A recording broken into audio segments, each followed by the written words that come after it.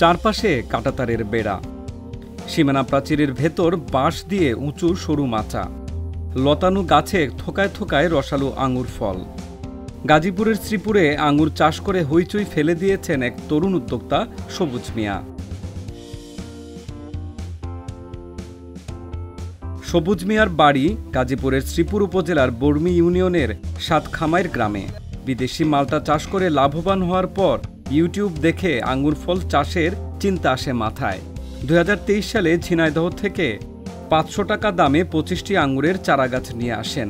গাছের বয়স 1 বছর হওয়ার পর ফলের মুখ দেখেন সবুজ মিয়া। আমাদের মাটিতে আঙ্গুর কতটা ভালো হয় তা আমরা সঠিক জানি না।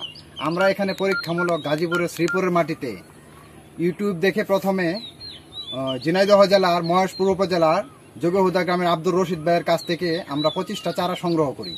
সংগ্রহ করার পরে আজ থেকে আরো প্রায় 1 বছর আগে পরীক্ষামূলক রোপণ করি। রোপণ করার 1 বছর পরে বিভিন্ন পরিচর্যার মাধ্যমে এখন আমাদের কাছে ফলন আসছে। আলহামদুলিল্লাহ, ফলন যেটুকু আসছে সেটুকু সন্তুষ্টজনক, কিন্তু এটা স্বাদ কিরকম হয় সেটা এখনো বলতে পারবো না। ইউটিউব দেখে আঙুর চাষ করে সবুজ মিয়ার এই সাফল্য স্থানীয়দেরকেও দিচ্ছে অনুপ্রেরণা। তাই তো দেশের মাটিতে বিদেশি ফলের চাষের মাধ্যমে কর্মসংস্থান সৃষ্টিতে পরামর্শ এবং সহযোগিতা দিয়ে যাচ্ছে শ্রীপুর উপজেলা কৃষি বিভাগ। আঙ্গুর একটি বিদেশি ফল, এই ফলটি আমাদের দেশেও চাষ হয়। আমরা যদি কৃষকদেরকে মোটিভেট করতে পারি যে আঙ্গুর চাষ আমাদের শ্রীপুরেও সম্ভব, তাহলে অন্যান্য কৃষকরা উদ্বুদ্ধ হয়ে আঙ্গুর চাষে আগ্রহী হবে। শ্রীপুরের মাটি আঙ্গুর চাষের জন্য উপযোগী।